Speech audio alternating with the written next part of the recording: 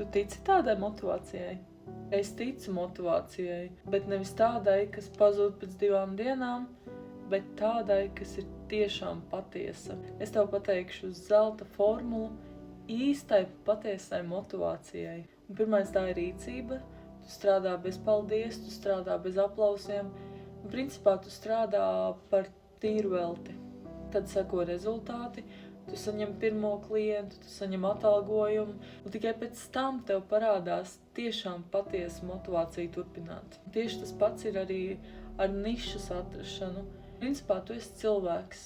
Tu vari darīt jebko, iemācīties, visu kaut ko. Tā īstā patika parādīsies tikai tad, kad tu saņemsi savus pirmos klientus un savu pirmo atalgojumu. Tāpēc ļoti daudz cilvēku arī padodās.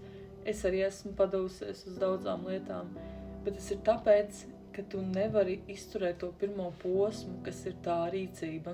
Un tas var ievilkties mēnesi, tas var ievilkties 2 mēnešus, bet, kad tu neredz to rezultātu, sorry, tev pazūd motivācija vienkārši turpināt. Es dzīvē arī esmu ļoti daudz ko mēģinājusi. Diemžēl rezultāti man nav bijuši, tāpēc es vienkārši esmu atmetus ļoti daudzām lietām ar roku. Un viss, kas tev ir nepieciešams, tā ir nedaudz pacietība un pārvarēt to pirmo posmu, kas ir rīcība.